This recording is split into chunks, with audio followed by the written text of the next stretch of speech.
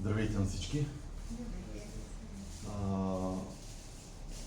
Предстои ви обучението, което е за ръководство, да има някой за първи път на водна позиция. Добре.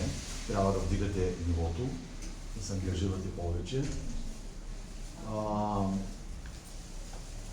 Но поне няма хора, които са за първи път на избори изобщо. Не са обилисти като членове или друга позиция. Така, първо общо да ви обясним. За първи път има 9 групи в парламента, което означава, че ще има всичките комисии са 9 члени и всички са с по един човек. Има две партии, които са за първи път с членове на комисии, Меч и Величие. И съответно те също имат представители в секционните комисии. Би трябвало вече да сме ви разпространили линковете за методическите указания, сайта на РИК, нашия и YouTube канала на РИК Варна. Там има също видеа за обучение. Те провеждат после и ваши обучения, които са по съответните райони, читалища и така нататък. Ако желаете и там да отидете, графиката си го претелят, още не е пуснат. Но тъй като губиме Великден и другите празници в момента са наближаващи, съответно се съкращава времето, в което може да дойдете на обучение. Започнахме максимално рано, след като пуснаха новите методически указания, които са така доста по-достъпно и някакси по-лесно направени под формата на чек-листи. Не знам дали вече сте ги видяли, което смятам, че е добър подход и добро решение, което те са възприели. Разделени са на 4 части, на 4 книжки, малки и индивидуални книжки, ще ги получите с материалите в събота. Но предварително, минимум веднъж всички трябва да сте си ги прочели до изборите, има достатъчно време. Не са някаква обемна част, особено които вече сте били много пъти. Ще ги прочетете на един дъх и няма да видите кой знае колко нови неща, но има няколко, за които сега ще обърнем внимание. Така, първата част е за събота. Съответно, предните дни трябва от районното кметство да си получите списъка с членовете, председателите, да си прозвъните членовете, налични ли са, да участват в събота и така нататък. Първата част е, което е съдействията в събота. Първата част. Получаваме от районното кметство списък избиратели, получаваме чернова на протоколи, белова и така. Всичките неща са изредени под формата на чек-листи. Буквално може да си ги вадите от телефона или от методическите указания, които са част от това, което получавате, и по тях да проверите дали всичко, което е описано, го получавате от районното кметство в събота. По график, отново определен от съответното кметство, твърде е рано още за този график, като излезе ще го спуснем. Получавате всички неща, проверявате дали си ги получили и оттам вече в секцията за подготовка на помещението. Много е важно за машината да следите да ви отговаря номера на куфара с номера на секцията. Иначе не подписвате приемо-предавателни протоколи от техника или от там, който ви дава да подписвате. Всичко трябва да е описано и да съвпада с номера на вашата секция. Знаете коя е и да не знаете, на удостоверението я има и съответно цялата документация трябва да бъде за тази секция.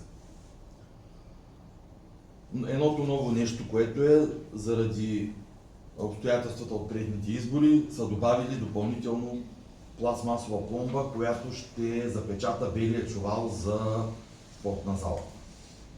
Освен бялата хартиена лента, която трябва да затвори чувала отгоре, върху нея се слага и пломба, която е същата като на машините, белите с съответния номер, описан в съответното приложение, което ще получите от районното кметство в събота. И това е пломбата, която затваря чувала преди да тръгнете от секцията.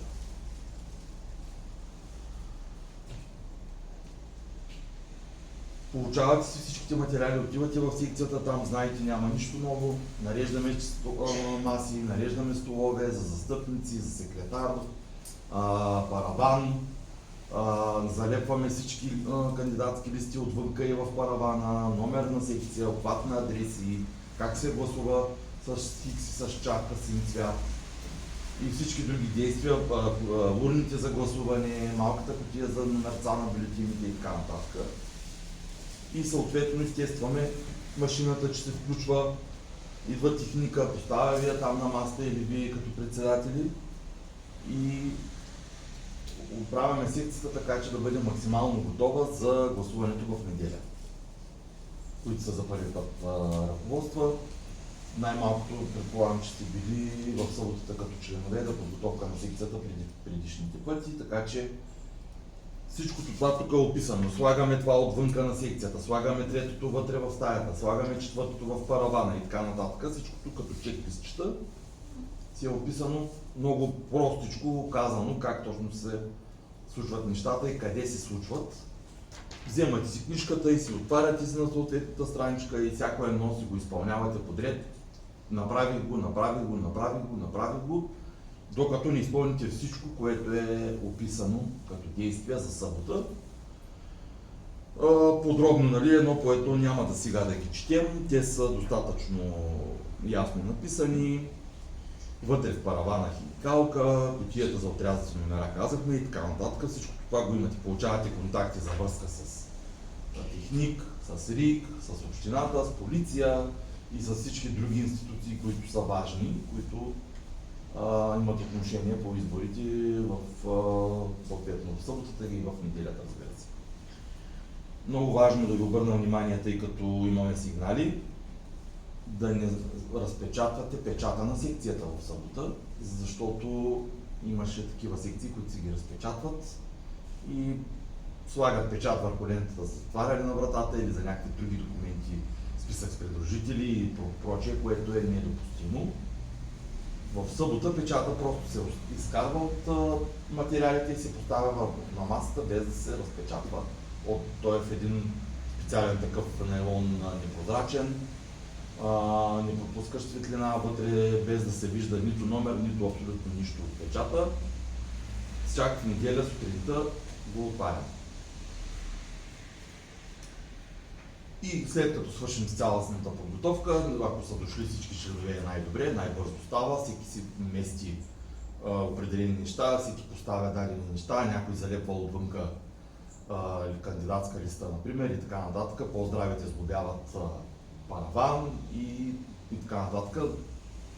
Дори може да си наговорите за екскорта, кой е шофьор, кой ще кара колата на другия ден, някакви такива общи организационни неща, запознавате се помежду си. И имате ленти предварително получени, с печат на съответното районно кметство, с които затваряме вратата на секцията и се тръгваме. Охраняват се от полицията през цялото време до момента на отварянето в неделята сутринта. Единственото ново тук, както казахме, е пломбата за затваряне на чувала. Другите неща са по същия начин, просто пък самите методически указания са направени като изброяване на действия или на неща, не като чист текст, просто така, ами всяко едно на отделен ред с квадратче отпред. А освен на вратата и на прозорците ще се поставят ли такива ленти?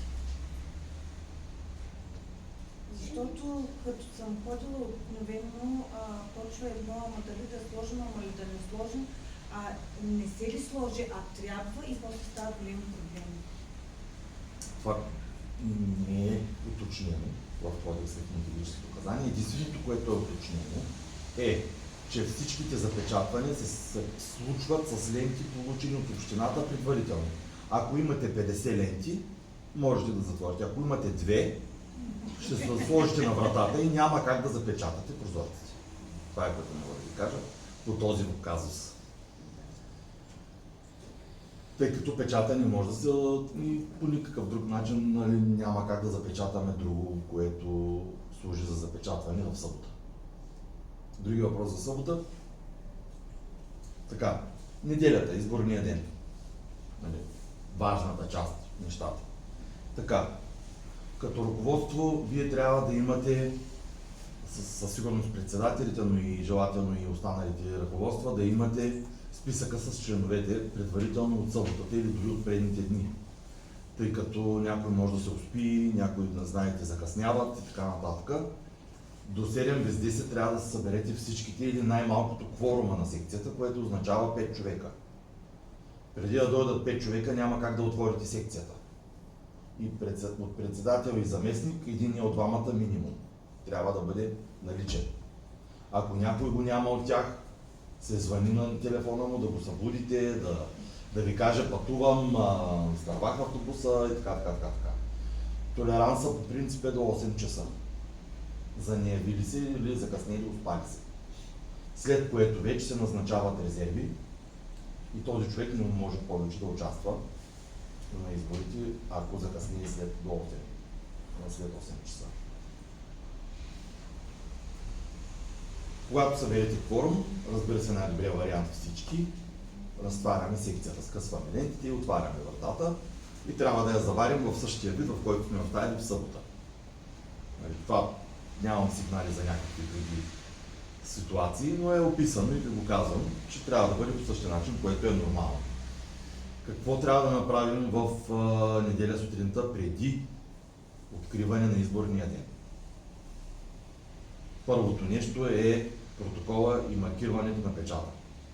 Тогава разпечатваме опаковката на печата, маркираме го, има там ножичка нещо, което ви е дадено, за да може да изрежете част от канта или някакво място, така че да не се нарушават буквите и цифрите, които идентифицират печата. И на самия протокол си има 3 кутийки, 3 правоъгълника, на които се поставят 3 броя печати след маркиране и отдолу се подписват всичките присъстващи членове. След това подписваме и оформяме лентите за запечатване на урните за гласуване, заедно с вече маркирания печат. Това е второто нещо. Третото нещо е поставяме образец на бюлетината отвън. Внимавайте да не го пропуснете. И последното нещо е трябва да пуснем машината. Най-често идва техника, но можете да си го направите и сами. Зависи как сте се разбрали с него. Имате картите за машината, 5 карти, 3 за гласуване и 2 за член на СИК. И съответно плик с уникален пин код за всяка машина.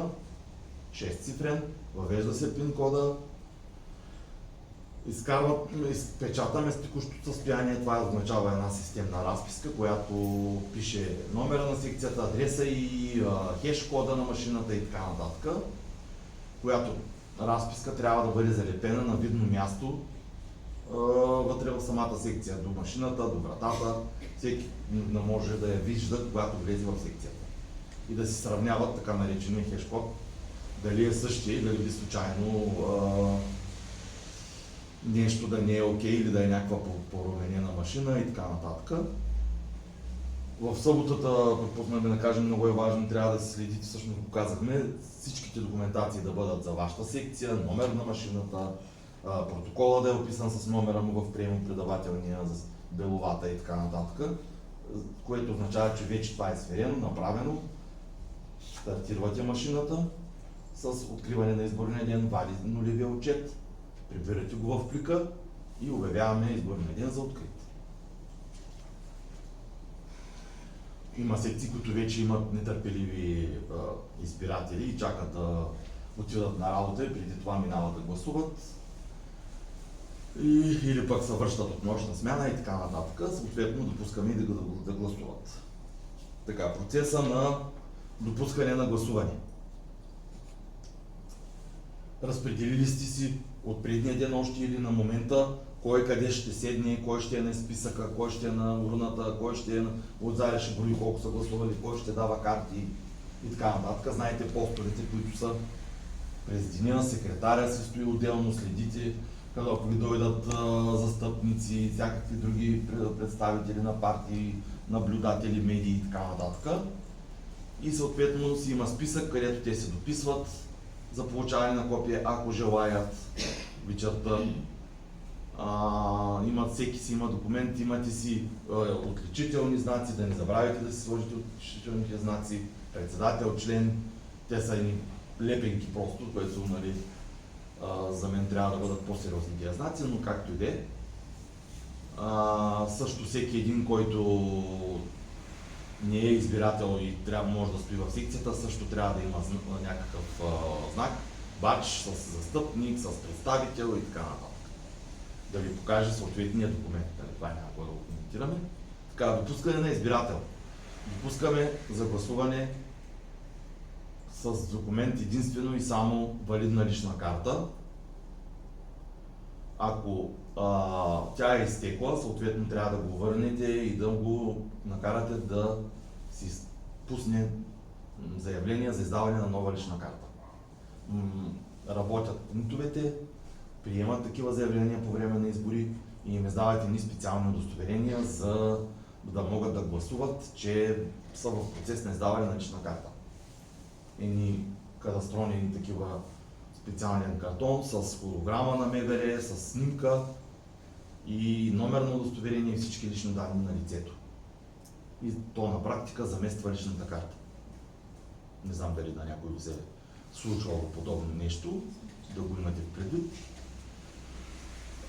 Съответно без червен паспорт, без шофьорска книжка, зелен паспорт, някакъв моряшки, какъвто и да е друг вид документ, гражданска отговорност и прочее, само валидна лична карта.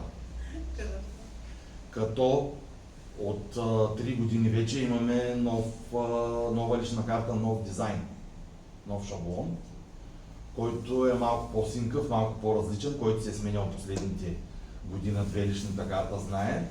Тогава на новите лични карти номера не е 9 цифри, а е 2 букви и 7 цифри. Нали, да не са чудите, че не са фалшиви, истински са личните карти. Нали, съответно, това е личната карта. При съвпадение на имената и адреса, намираме го в избирателния списък и вече означава, че можем да го допуснем да гласува. Съответно, по средата дописваме ЕГН-то и номера на личната карта в избирателния списък. И там слагате чавка, където ще се разпише след това избирателя, като свърши да гласува. Ако не го намерим избирателя, какво става? Какво правим? Първо го търсиме в списъка за заличени лица. Там някои секции нямат, даже повечето нямат, но има такива, които са с допълнителен списък с заличени лица, който е част от избирателния списък на отделна страница.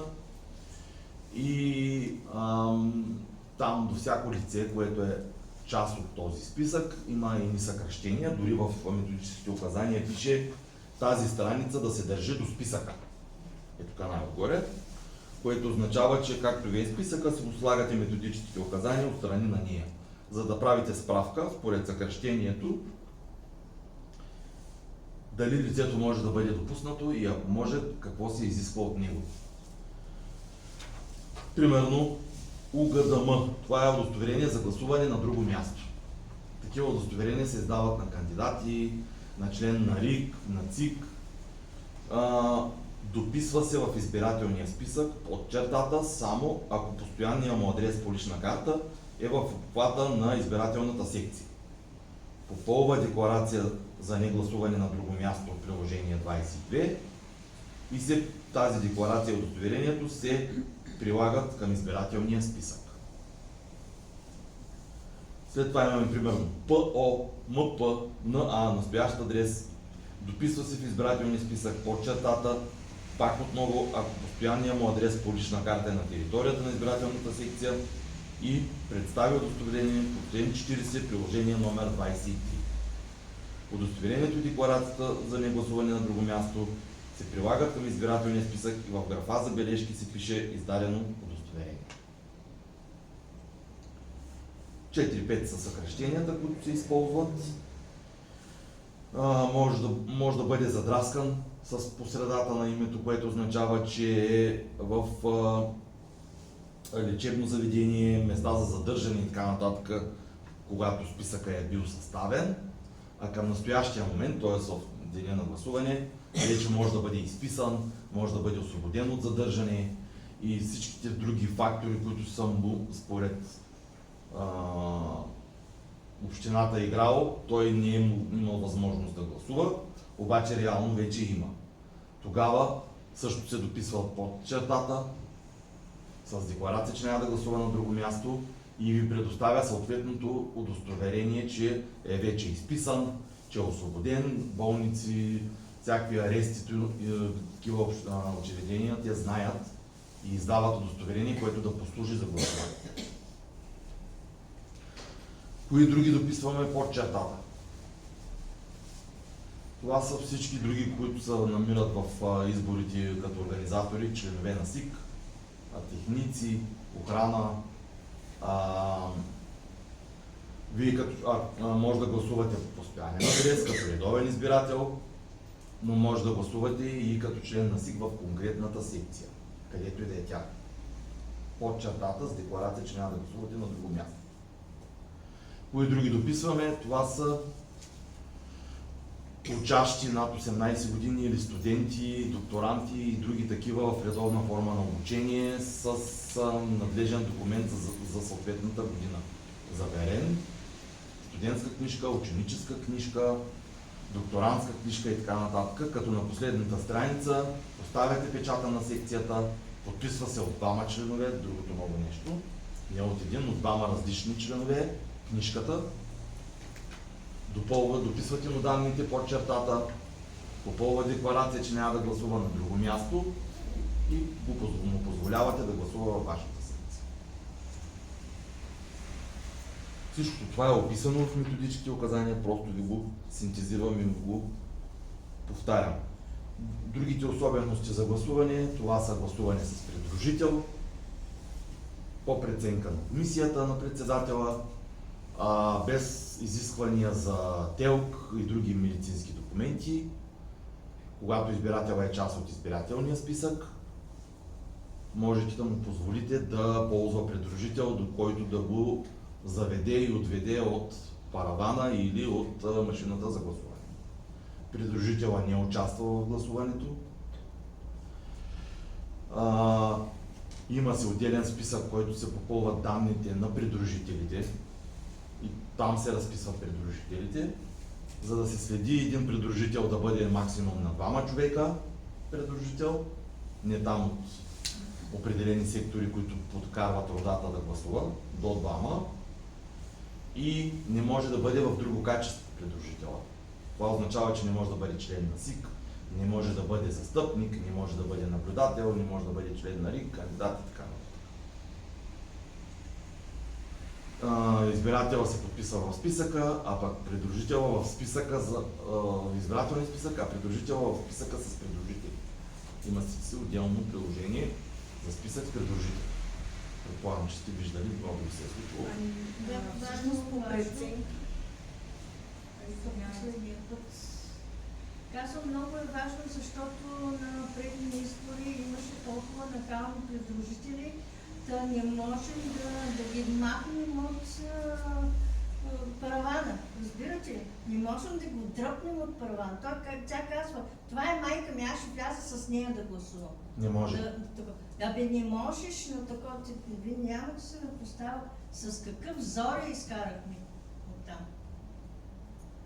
Това са придружители, има страшно нахални и... Кой помага в такъв случай да се справиш с проблемното лице? Може да извикаш полиция. Може да извикаш полиция. Да разбера. Да. Кой е Всъщност упълномощен как да Полицай е прецени, до- че на този човек му е необходим. Само визуално, нали, човека трябва видимо да има причина да не може да се движи, да има някакво увреждане, което нали, не му позволява нормално, то още като влезе от секцията ще видите, че някой го държи, не се справя сам, може да има някакви патерици или там каквото и да е било, да не уточнявам. Вие ще видите, може да е в инвалидна количка и прочее. И тогава по преценка на председателя и като цялата комисия разрешавате някой да го заведе до паравана или до машината за гласуване.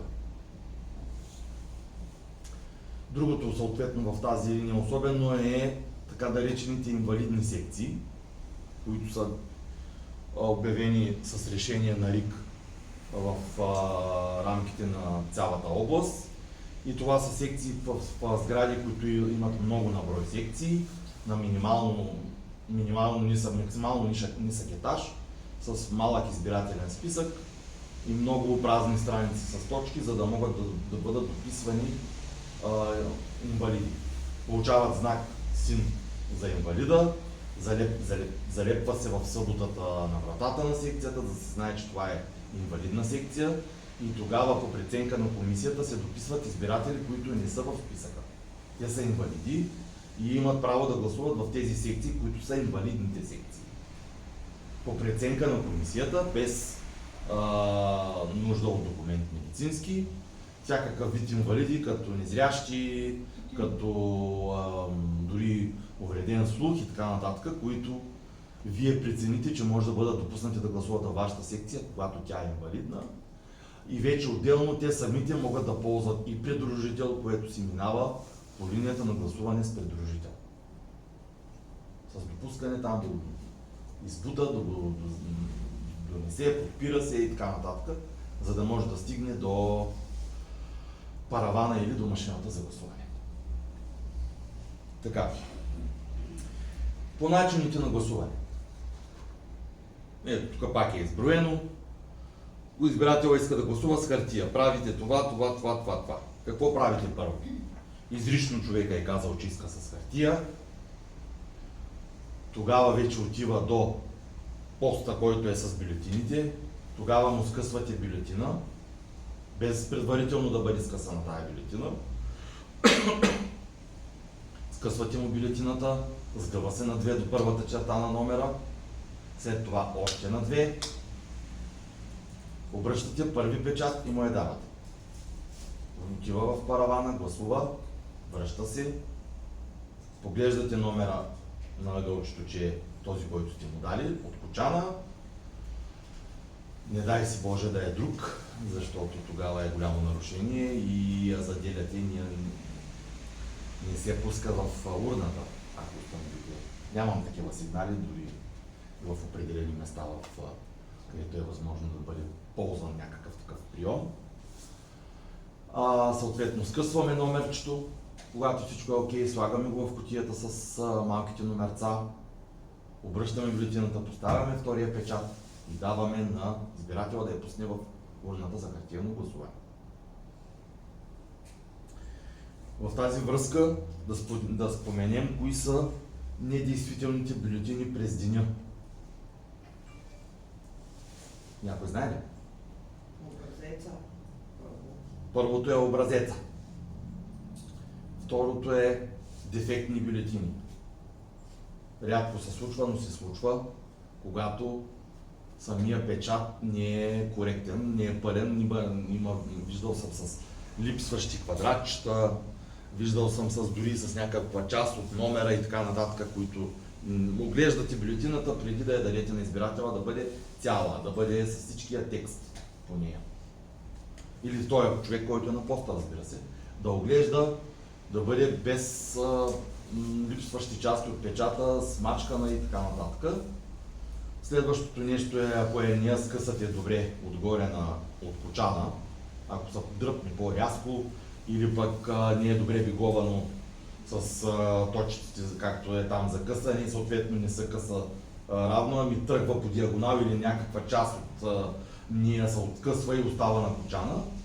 Сгъвате я на 2, заделяте отзади на перваза на прозореца или там отстрани и дефектна бюлетина и съответно се дава следващата от кочана. Следващото нещо е двете нарушения, които са заснет вод и показан вод. В паравана, ако някой се снима бюлетината, трудно доказуемо, и другото е, ако излезе от паравана с разтворена бюлетина или по някакъв начин се отвори преди да бъде пусната в урната. Тук всичко това нещо е изредено и описано.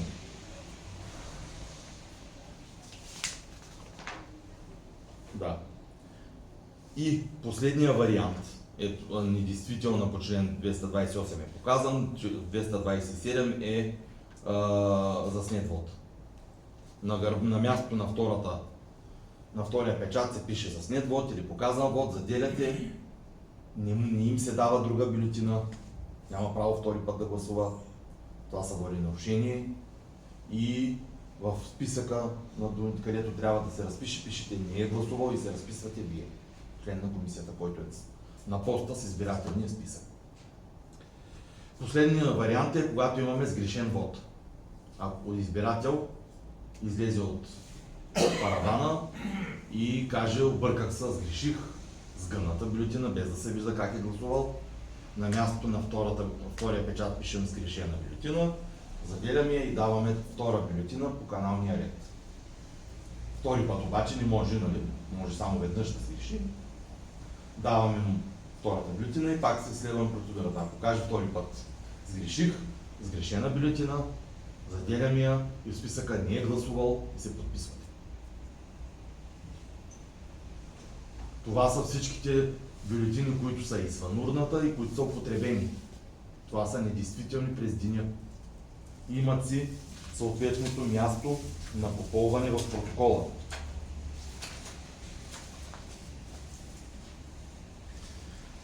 Имената, първата част, колко часа е свършил изборния ден, колко бюлетини сте получили, колко са избирателите по списък, колко са общо гласували под чертата, неизползваните съответно останалите бюлетини и невалидните извън урната. Това са тези, които са недействителни, непотребни през деня. Това не зависи от гласуването, попълва се най-напред, ще стигнем до там. Така, гласуване с машина, съответно също нищо ново. 3 карти за гласуване, въртим ги, за да не се гласува 2 пъти с една и съща карта последователно. Отива си, давате му картата, отива на машината, има 3-минутна сесия, гласува си. През това време може да се коригира, да си сменя преференция, партия и каквото си реши, без да, нали, да му се отразява това нещо. Но след като накрая в дясно потвърди вода, тръгва вече разписката и гласа му се отчита, без да има възможност вече повече да гласува пак на друго място, по някакъв друг начин и така нататък. Към момента не е разрешено. На всеки един индивидуални указания да изчака звуковия сигнал, да не дърпа докато печата. Надяваме се, че сега няма да имате много такива проблеми с бели бюлетини, накъсани, сгърчени и всякакъв друг вид вариант на неправилно отпечатана бюлетина или хартиена разписка. След което си я взема от машината, сгъва я по посока на текста и идва при вас, връща ви картата, поставяте един печат и я пуска в урната за машинно гласуване. Тук вече се проявяват проблемите с машината, за което стана въпрос. Звъните на техник, обяснявате ситуацията, ако е по-тежка, на РИК и така нататък, за да ви кажат какво да правите. РИК получават непрекъснато указания от ЦИК през деня и предните дни, дали по някакъв начин има промяна на начина на гласуване, разрешавания за определени неща, кога можете да минете да гласувате само на машинна хартия, ако има проблеми с машината и така нататък. Съставят се протоколи, приложение номер 4 за преодолими обстоятелства, в колко часа сте го извикали техника, в колко часа е дошъл, каква повреда е отстранил, може да смени ролка, може да смени разни кабели, може да рестартира машината и да се оправи. Може, нали, не се разрешава отваряне, но нали, някакви действия, които техника има възможност да извърши, които да ви възстановят работата на машината и да продължите. И съответно приложение номер 5, което е вече за непреодоливите обстоятелства, т.е. след това настъпване машината спира да ви дава възможност да гласувате. Задължително се уведомява РИК, чакате нейното решение и нейното разрешение да останете да гласувате само на хартия. Преди това се карате с избирателите. Нали? Надяваме се силно да нямаме такива проблеми. Получаваме сигнали през деня и на различни места, по различни причини, различни ситуации, има най-различни бели бюлетини, къси бюлетини, дълги бюлетини и така нататък. Много е важно да изчакват звуковия сигнал, явно там има някакви бъгове в работата на принтера или в дебелината на хартията и нещо се случва, което предизвиква тези проблеми в печатането основно на съответната хартиена разписка. И каквото и да се случи, силно се надявам, че няма да имате проблеми и ще си гласувате нормално до края на изборния ден. Ще си изкарате отчетите накрая и така нататък и всичко ще бъде наред с машината. Така, гласуваме до 8 часа. Ако има отвънка още заблудени или там забавили се хора, може да работят, всичко е възможно, сетили са по-късно. Гласуваме най-късно до 9 часа, като в 8 им събираме личните документи и гласуват по ред на опашката, докато не свършат до 9 часа.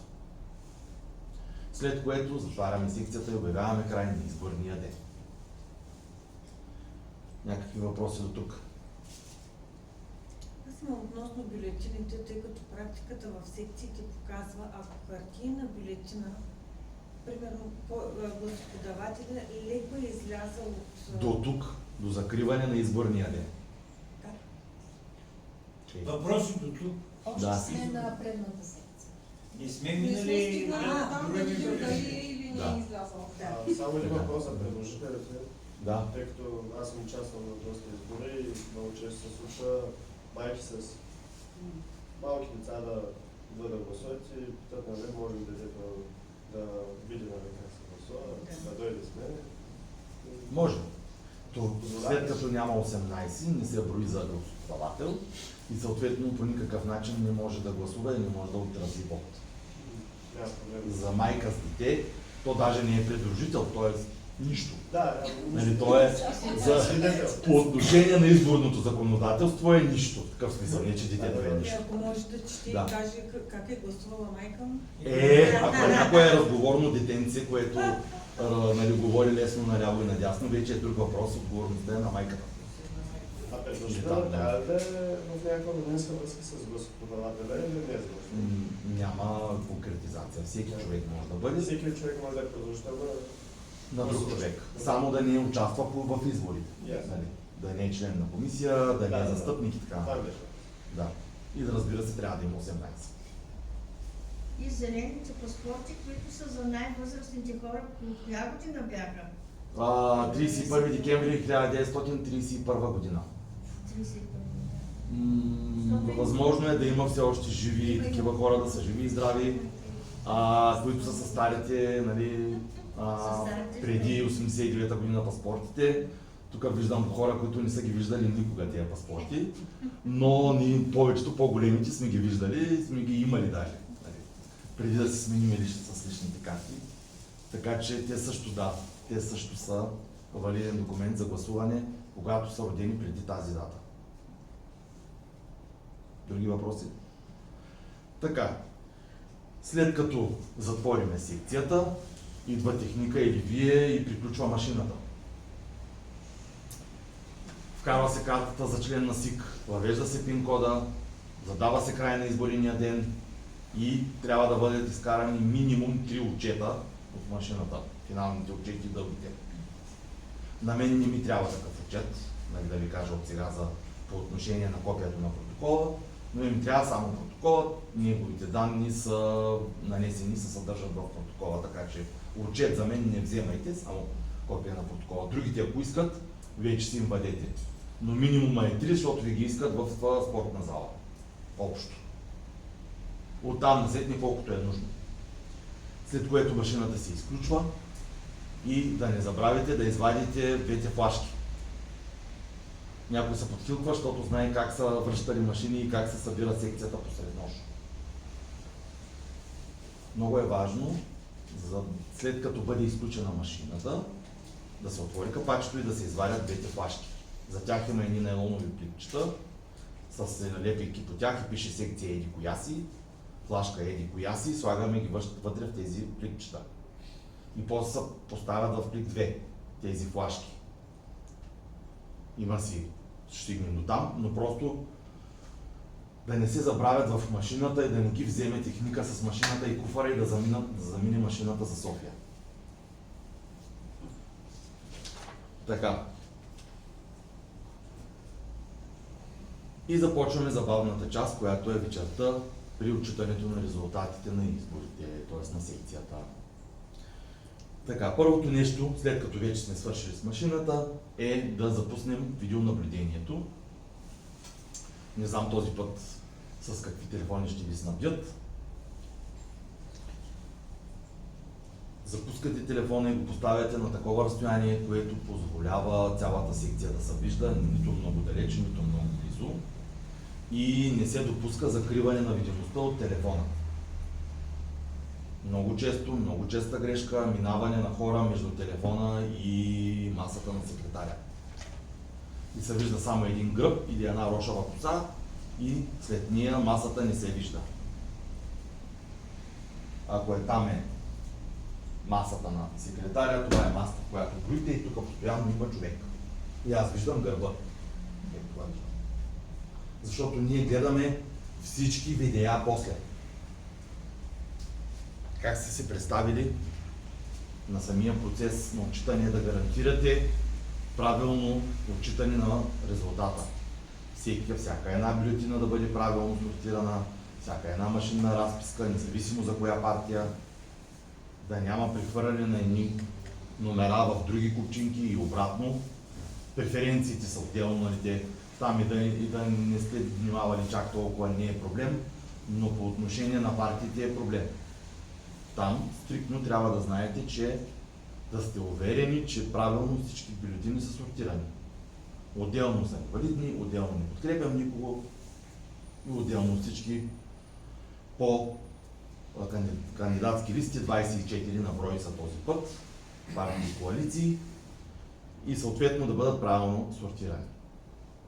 Запускаме телефона, поставяме го, с QR кода го активираме, започва да излъчва и той е предназначен за вашата секция и се гледате, че показва помещението така, че да се виждате максимално много от него и същевременно не толкова далеч, така че да се вижда бюлетините, когато се показва.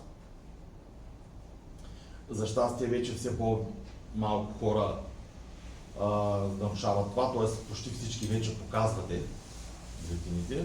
Все още се намират такива, които ровят и от урната и директно варят и сортират, без да се показва. Задължително всяка бюлетина се показва и се изговаря на камера от урната. Взема секретаря там или който сте преценили черновата, попълваме първа част до тук, за което казахме. Всяка една кутийка, знаете, много ясно е описано какво се попълва. Можем да го изчетем едно по едно. Брой на получени бюлетини. Много добре знаете колко кочана сте получили. Брой на избирателите в списъка. Също много добре знаете. Колко сте дописали под чертата. Членове на СИК, студенти, разни заличени лица и така нататък. Брой на гласувалите общо положените подписи. Колко са в избирателния списък с тези под чертата. Неизползвани бюлетини, съответно от получените вадим използваните, нали, това е и вид контрола. Получаваме неизползваните и всички, които са недействителни през деня. От образеца и сгрешени и така нататък. След което вече следва част 2. Отваряме урната за хартиено гласуване. И за един човек по преценка и по избор на комисията вади една по една бюлетината, по принцип реда е поставяне върху масата с лицето надолу, всичките и после от купчинката от лицето надолу ги показваме. Да кажем, че този момент често почти винаги се пропуска, не е проблем. Вадиме всяка една бюлетина, показваме я на камера и изговаряме вода, включително и преференцията. Да говорим ли за валидни и невалидни бюлетини от гласуване? От гласуване. Някой знае ли? Не знае ли? Така, кое е валидна бюлетина? С два печата, правилно в квадратчето с чавка или с хикс е отбелязан лого. И син цвят. Да. Така. Всичко останало се води невалидно, като водещото е валидността по партии. Ето ги. 1, 2, 3 и така нататък. И виждал съм, както може да видите от предната група, не чавка, ами сърчете. Някой се обича партията, няма лошо. Нали? Виждал съм кръгче. Вътре в квадратчето или отвънка около квадратчето. Това е невалидна бюлетина. Трябва да бъде хикс или чавка. Тук е черно, но трябва да е син цвят. Нали така? И виждал съм два квадрата задраскани едновременно, виждал съм повече, ако може да има други драсканици, писания, текстове, послания и прочие, това са невалидни бюлетини. Същото важи и тук. За преференциите, виждал съм с повече от едно кръгче, две по диагонал, по хоризонтала, всякак. И имаме и вариант за също невалидна преференция, но една на брой. Кога е това? Когато преференцията не съществува към съответната кандидатска листа. Има листи, които са с двама кандидати в съответната партия. Имате един голям лист отвънка залепен с всички кандидати, може да го свалите и по него да свалявате. Ако за партия 3 мисля, че беше, имаме преференция 115, невалидна преференция, защото няма толкова хора в нейната листа. А нали има книжки, където може да виждам? Да, въпросът е, че виждате тук отбелязано и някои не са преценят какво трябва да направят и спадат в паника. Къде да го пиша сега това? Никъде. Не можеш да го пишеш. Няма тази листа, няма номера, преференцията на тази кандидатска листа. Но бюлетината си е валидна. Бюлетината остава валидна без преференция по партия. Ако разбира се е валидна по партия, нали? Ако тук е някоя друга партия или нещо до смисъл повече от една и така нататък, нали? Тогава вече цялата е невалидна. Ако имаме две преференции, задраскани, така или индивидуални фишчета, валидна ли е бюлетината? Преференцията е невалидна. И там за бюлетината. Зависи дали е валидна по партия. Това е правилният отговор. Ако е валидна по партия, бюлетината е валидна. Ако не е валидна и по партия, по същата причина, тогава вече бюлетината е невалидна. Но невалидната преференция ни я прави невалидна сама по себе си. Или съм виждал не подкрепям никого и задраскана преференция. Така е решил човек. На последните избори за общински съветници имаше много бюлетини, където само преференции бяха отбелязани. Без партии. Някакви било само преференции. Когато нямаме тук нищо, Няма за невалидна, няма за кого да го отчетеш преференцията. Празен вод, празна бюлетина. Може да са задраскани и всичките преференции, пак е празна. Без значение. Така, за всяка една бюлетина, която не е валидна, трябва да кажете причината на камера, докато я вадите. Защото са два вота, или защото няма вод, или защото не е хикчестен цвят. Каквато е причината за невалидност, трябва да бъде изречено на камерата и да се чуе. И тогава вече я поставяте в купчинката с невалидните бюлетини. Нали, съответно, другата купчинка е последното, не подкрепя никого. И след това е за всички други, нали, подредени, кой както прецени. Някои почват с най-много гласовете, които са на най-големите партии, пък някои почват. Повечето си го правите подред на номерата, от едно до, нали, както ви е по-лесно.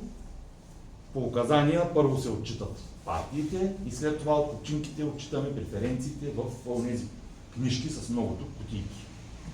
Където няма там чертичка с по средата, където няма преференция, или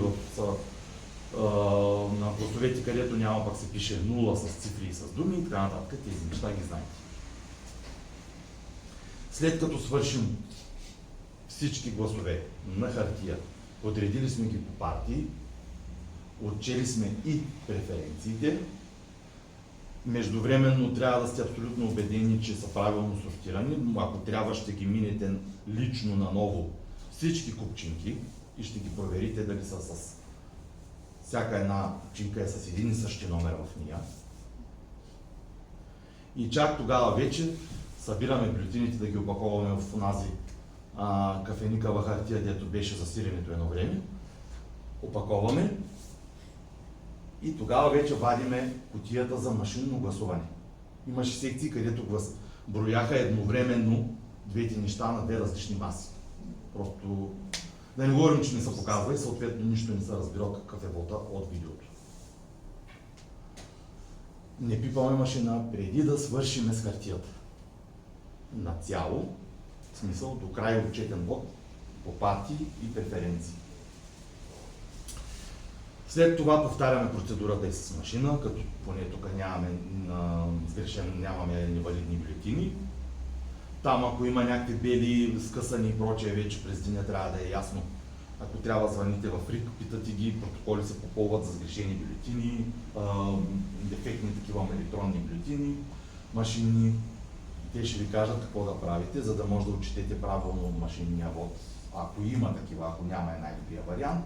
Съответно, пак си вадите всяка една, показвате на камера, изговаряте партията и преференцията и сортирате по партии и отчитате преференциите. Втората част е разпределените гласове по хартия, общо брой гласували, недействителни, не подкрепяме никого и от 1 до 24 гласовете на всяка партия, след което преференциите с хартия. И третата част същото нещо за вота с машина. Общо гласували, не подкрепям никого, разпределени по партии и кутийките, които са за преференциите с машина. И след това има там каква е била обстановката, кои хора са присъствали и така. Дали е имало жалби, дали не е имало жалби, колко спорове сте имали през деня, какви решения сте взели, не се описват тези неща, но ги има. Нали? По принцип трябва да ги описвате. За спор за валидна бюлетина, дали някой да го допускате като инвалид, дали придружител и така нататък, дали всички видове неразногласия, дали някой пък валидна ли му е картата, не му ли валидна личната карта, изтекла ли е и прочее, дали има право да гласува въобще и всякакви такива спорове, които възникват през деня, трябва да бъдат вписани в тази част на протокола. След което в сайта на ЦИК още не е пуснат, ще има линка, с където електронно си проверявате протокола. Много е важно, 5 минути спестяват часове в спортна зала после. Който го е правил, знайте. Много е важно на черновата, преди да попълвате беловата, проверявате дали всичко ви е вярно. Всички контроли трябва да излязат. Ето тук в тъмното пише. Числото по точка 2 трябва да е по-малко или равно от сумата на числата по точка Б и точка 1. Няма да ви гледаме точно какво е. Едното е общо гласували и получени бюлетини. Няма как да ви гласуват повече хора, отколкото са получените бюлетини и колкото са по списък. Нали? Така, и други такива, те са 4-5 такива контроли, които ги въвеждате на сайта. Новото ще има и приложение за телефон, което очаквам да излезе обещаха на ЦИК към края на другата седмица, което още повече да улесни варианта за проверка на верността на протокола. Проверявайте ги, защото първо ви спестява време после. Имаше достатъчно оправни секции, които в 11-11:30 вече бяха излезли от спортна зала. Първите. И съответно последните, които излязаха 11:30, ама на обяд. Последните, нали? И през цялото това време връщани по няколко пъти, грешки, дори и ситуации, в които се налага да се събира комисията, ако е много нехаен протокола и съответно при преброяване наново на целия вод в РИК. Нали, такива ситуации има, включително и тук. Съответно, проверявате го тук, на сайта, на таблет, на приложение, както на вас ви е удобно. И тогава попълваме беловата. Когато вече сме сигурни, че при нея няма грешки при черновата, правиме копия на черновата, знаете, и попълваме беловата. Едно по едно, бавничко, без да бързаме, без да сгрешиме. Защото иначе вреда е да си искате от РИК нов протокол, да чакате да ви го донесат с друг номер, да ви вземат грешения протокол и наново да го попълните. И тогава да отидете в РИК. Бавничко, спокойно, другите почват да опаковат през това време, председател там, секретар попълват.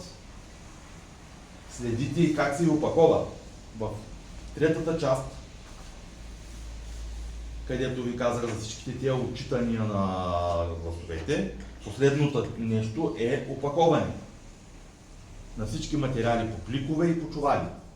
Имате 3 плика, общо и 2 чувала.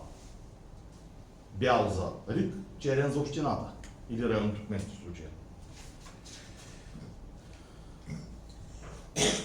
На тези чек-листчета всичко го пише. В плик 1 влиза избирателния списък. Вече с попълнен там кой както е гласувал. Декларация, че няма да се гласува на друго място. Списък с заличени лица. Списък допълнителен с придружителите. Това е в плик 1. И всички видове удостоверения от заличените лица, които са ви предоставили. В плик 2 запечатани прозрачни пликове с двете флашки. Прозрачен плик с 5-те сим карти, смарт карти. Попълнен и подписан протокол на СИК. И така нататък. Финален отчет на машина и така нататък. Всяко едно изредено и едно под друго с квадратчета, какво слагаме в плик 2. И същото за плик 3. Черновата, бланките чернови за отразяване на преференциите, протокол за приемане и предаване на избирателен списък и така нататък, постъпили жалби, други документи, неизползвани образци на декларации за негласуване на друго място. В белия чувал. Пакет с надпис бюлетини извън избирателната кутия. Това са тези недействителните, където са образеци и така нататък. Хартийни бюлетини намерени в избирателната кутия, тези, които е гласувано. Ролки неизползвана специализирана хартия от машина. Бюлетини от машинно гласуване намерени в избирателната кутия, тези, които сте сортирали по партии. Кочани на използваните бюлетини, малките участъци, които остават. Протокол за маркиране на печата и така нататък. Това влиза в белия чувал. Върху него трябва да има голяма табела с номера на секцията или написано с маркер. И вътре всичките тия неща едно под друго ги гледате и ги слагате там. В черния чувал кутия за отрязъци с номера на хартийните бюлетини, използвани хартийни бюлетини, химикалки, маркери и така нататък, канцеларски материали, които стават в районното кметство. Към РИК тръгвате с 3 плика, белия чувал и телефона за видеонаблюдение, какъвто и да е той. Така, белия чувал се затваря с лента, слепило, без да се използва тиксо и върху нея пломбата за пломбиране на чувала. Внимавайте какви ленти и какви печати на други места се изискват по документи с списък с придружители, списък от лица, които получават копия, където са застъпниците, всякакви други печати по копия на протоколи, преди да приберете печата, който влиза в мисля, че беше черния чувал. Белия чувал, да. В белия чувал. Протокол за маркиране на печата, кочаните. Лента с собственоръчно на изписаните имена и се подпечата с печата на СИК, точно така, и всички членове, които са. Лентата не се използва тиксо.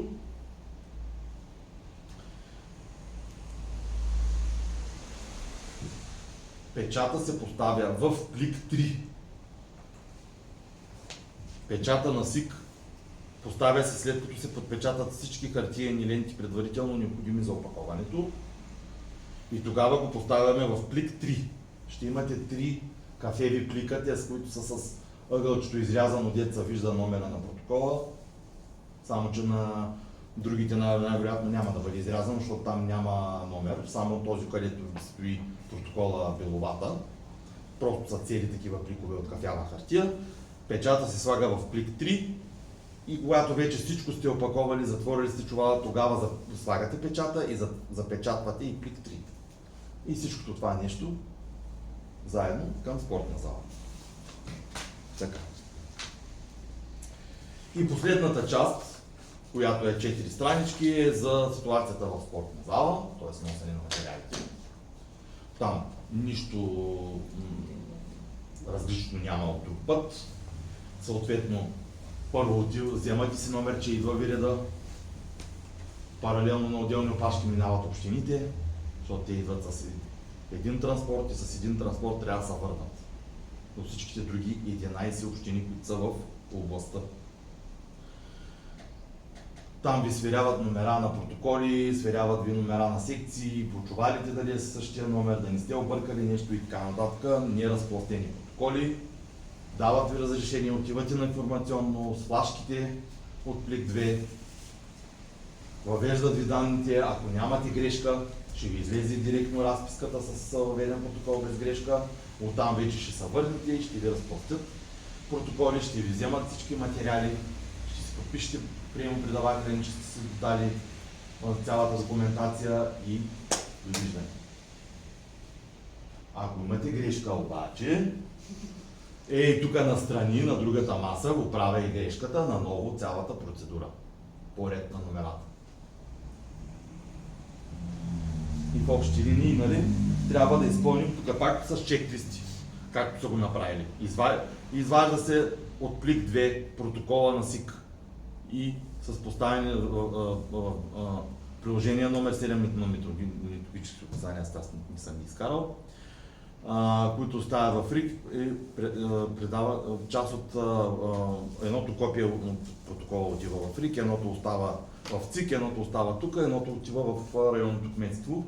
Те си го носят вече, вие не се занимавате. И всяко едно от тук действие се е описано какво трябва да се направи. Когато РИК установи очевидни фактически грешки, секционният протокол го връща на представителите за отстраняването. Това ме е любимото. Така, съответно, в РИК остават плик 1 с цялото му съдържание, пакет с надпис устройство за видеонаблюдение. Вторият индигиран екземпляр на протокола, втория остава в РИК, първият отива в ЦИК, третия е в общината. 3 членове предават на общинската администрация. Тук се случва наобратно, но трябва да е първо в РИК и после в районното кметство, защото очевидно служителите не искат да чакат да свършите до сутринта и предварително минавате, но пък там са бабите за РИК и както и де.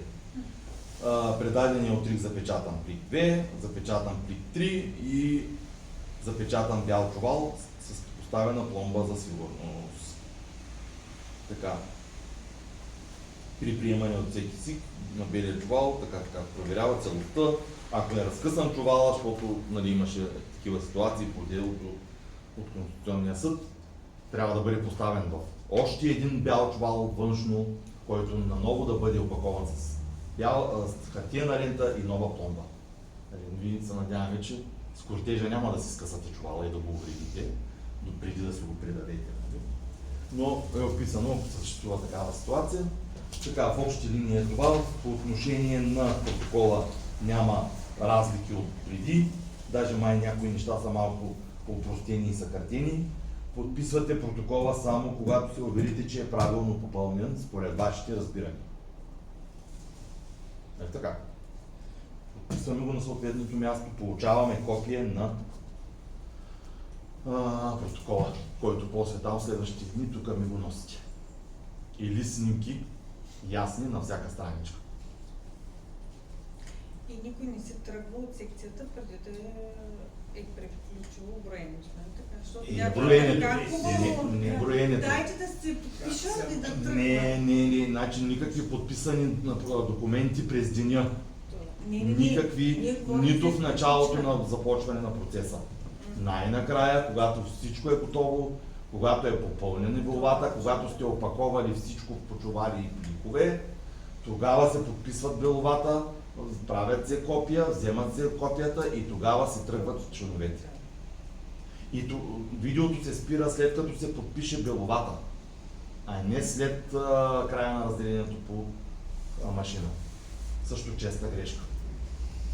Трябва да се вижда как опаковате, кое къде слагате, ако нещо липсва после да знаем, да видим къде го поставяте, за да го издириме там и така нататък. И как подписвате биловата, трябва да се вижда на видеото. Тогава се спира. И тогава стръгвате членовете в обща линия. Прибирате телефона и тръгвате. Като цяло това е процедурата. Други въпроси? А тази година как ще се издават останалите бюлетини? Един път са да ходиха първо до местото с останалите бюлетини. Неизползваните бюлетини. Да, не е използвани. Те са в черния чувал към районното кметство. Да, един път При останалите канцеларски материали. един път ги вземаха по-рано, последните ги чакаш още един час там горе, за да ги предадеш. Нали пред кметството? Да, пред кметствата. Да.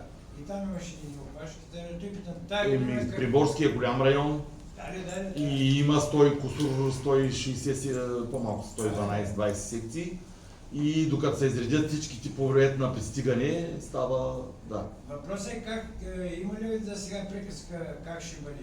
По първи... Организацията на районното кметство, не мога да ти кажа. Да. Да.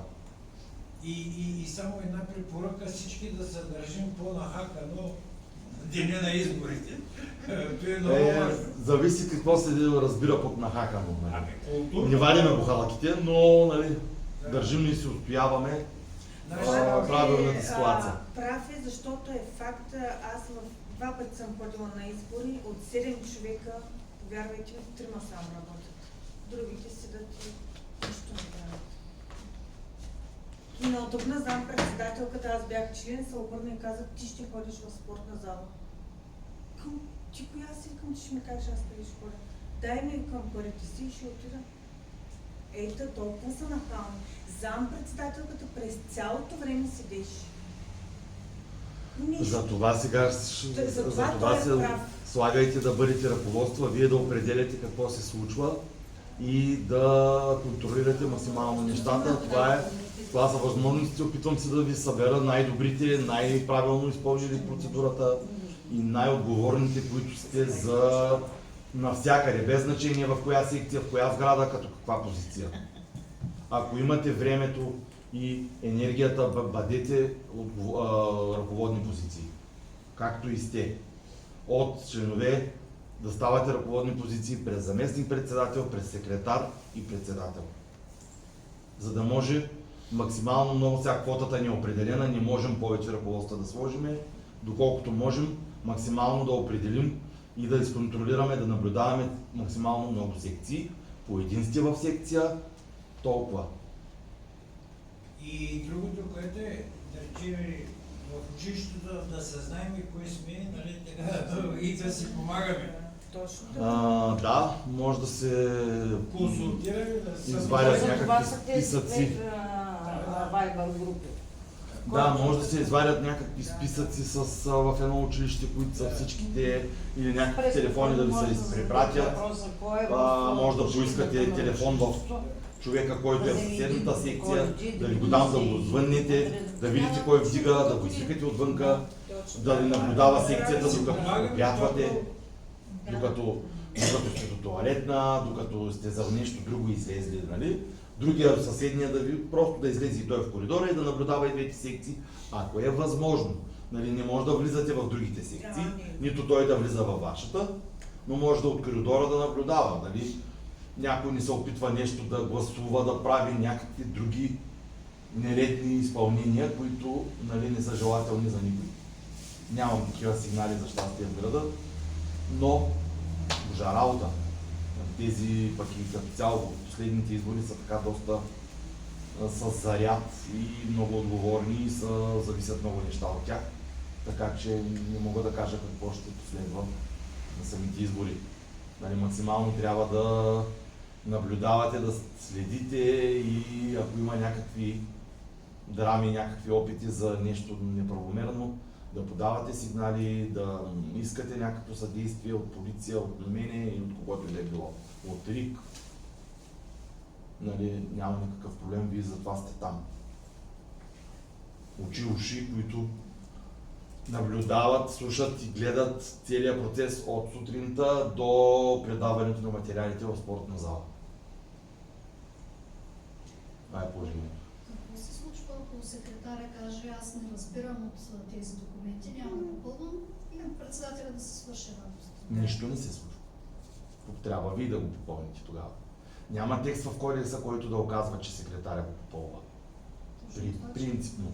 И има на доста места цитирано, че примерно списъка с придружители се подписва от председателя и секретаря. Или протокола на 3 страници на копието трябва да е подписан от председател, заместник и секретар. Но никъде не пише, че секретаря попълва протокола. Това е Тогава вече. каква е ролята на секретаря? Защото аз мисля, че съм срещала, че точно секретаря попълва протокола. Иначе какъв е смисъл от секретар? Какво секретар? Тогава от Ако не е някакви точно От такива... заместник-председателя сега ви казвам. Председателя не е ли също? Каква е ролята на зам? Никъде не е отказано. Ролята на председателя Единствено, Тези протоколи, които трябва да се попълват по време на изборния ден, кой е студент от друг град, Именно всички той тези... и почват да За заместник председателя единствено е оказано, че когато липсва председател, е председател. Това е. Да. А за секретаря подписва определени документи твърдо като позиция. Позиция секретар. Но нищо повече. Не е оказано, че той трябва да опише протокола. Чернова, белова, може някой член да го напише. Принципно. Ако е способен. Няма ограничение. Зависи председателя как ще разпредели работа. Да. Аз не им дам да пипат никакви протоколи, защото после там Това е. ще чакаме. Попълваш си го и знаеш, отговаря.